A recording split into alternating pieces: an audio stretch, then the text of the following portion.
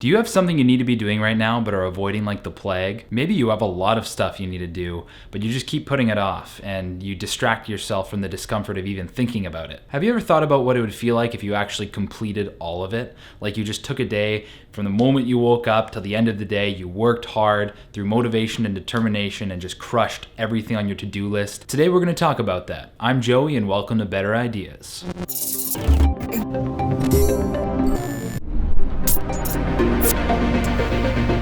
Being massively productive over a long period of time can seem like an activity that many people lack the motivation or focus to pull off. But what a lot of people don't realize is they don't actually lack motivation or focus, they're just not setting the right parameters to foster an environment of productivity and focus. In order to have a day where you're massively productive from start to finish, you have to set yourself up for success. So here are 5 techniques that I use when I really need to get stuff done, and when I use them together I notice I'm just far more focused, far more motivated, and I actually end up crushing everything on my to-do list. Also, disclaimer, these techniques work best for homework, office work, paperwork, anything where you can sit down at a coffee shop or at a desk. Number 1, find your sacred space. The sacred space is your particular geographical location that you treat with the utmost respect. It's your temple of productivity. It could be a particular coffee shop that you notice that you work really well in, or it could even be a certain corner in your house that you notice that you just have extra focus in. You just have to make sure that when you're there, it's for studying and studying only. Once you goof off in that spot, you've officially desecrated the sacred place and it's no longer sacred. You have to find a different place.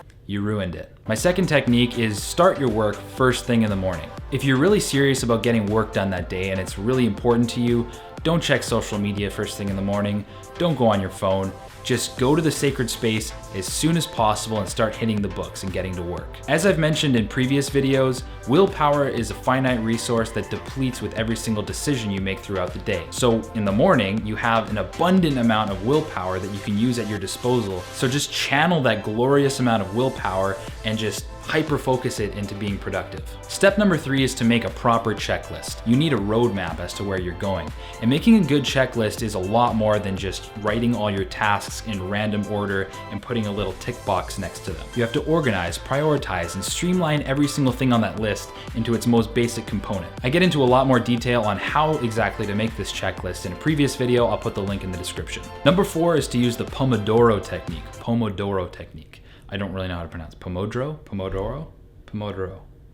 Totoro. So basically you work for 25 minutes and take a 5-minute break doing some type of non-mentally hyperactive activity. This reduces the amount of mental strain associated with high levels of concentration and allows you to work harder for longer. Technique number 5 is to set a final alarm to the particular time that you need to start thinking about something else. Now this one seems kind of obvious, but a lot of people neglect it and don't really realize its importance. I know in my own life when I have a meeting or a class sometime late at night and I'm trying to get homework done earlier in that day, I'm always thinking of that looming thing I have to do and not all my attention is focused on my present work. So in order to have the most effective work session, you have to really free up things like that. Free up mental RAM. Don't think about the things that you have to do in the future, just focus on the now. So that's why you have to delegate the mental RAM or your responsibilities to things like alarms. So once you set that in place, you don't have to worry about it anymore. You can focus 100% of your attention on the task at hand and really get things done and hone your focus. Most people are familiar with at least one of these techniques,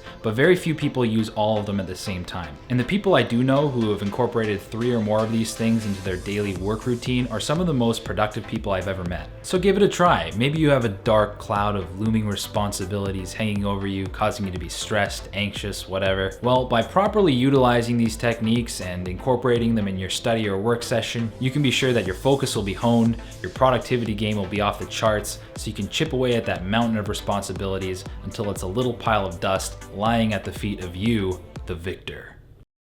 If you like this video and want to see me make more, be sure to hit that subscribe button down below. And if you have any ideas for future videos or requests or suggestions or anything at all, leave it in the comment section below. I'd be happy to answer. Also follow us on Facebook, Instagram, and Twitter. Facebook one is Better Ideas TV. The Instagram is Better Ideas Daily, and the Twitter is also Better Ideas TV. Yep, I was right. Catch you in the next video.